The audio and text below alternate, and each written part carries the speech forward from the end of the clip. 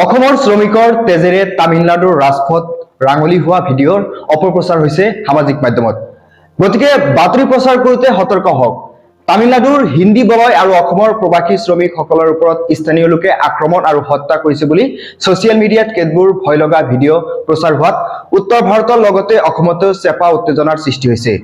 ঈশান news নামৰ news পৰ্টেলটোৱে অলপ আগতে চেন্নাইৰ এজন স্থানীয় ব্যক্তিৰ লগত টেলিফোনিক বাৰ্তালাপ কৰি প্ৰচাৰ কৰা বাতৰি আমাৰ চকুত পৰিছে।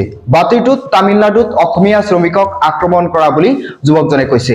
ইয়াৰ বিপৰীতে তামিলনাডুৰ আৰক্ষী আৰু বিহাৰ আৰক্ষীয়ে বিষয়টো যৌথভাৱে তদন্ত প্ৰকাশ কৰিছে যে তামিলনাডুত প্ৰবাসী শ্ৰমিকক স্থানীয় ব্যক্তিয়ে আক্ৰমণ কৰা যিবোৰ ভিডিঅ' প্ৰচাৰ কৰা হৈছে সেইবোৰ দুষ্টচক্ৰৰ ষড়যন্ত্ৰ।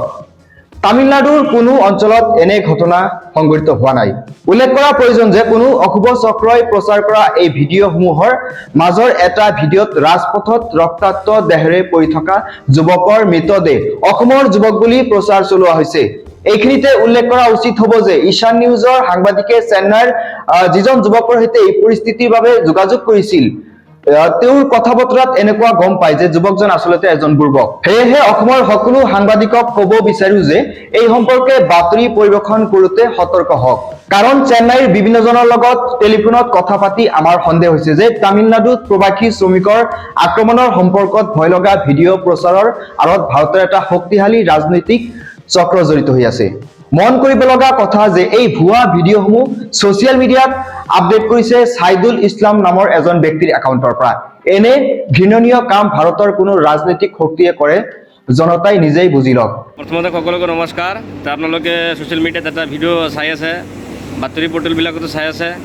তামিলনাডুত লোকেল মানুহে আপোনাৰ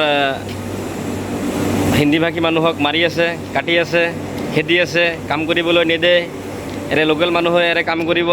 এইবিলাক বাতৰি আপোনালোকে যিবোৰ চাই আছে একদম ভুৱা প্ৰচাৰ হয় এইটো।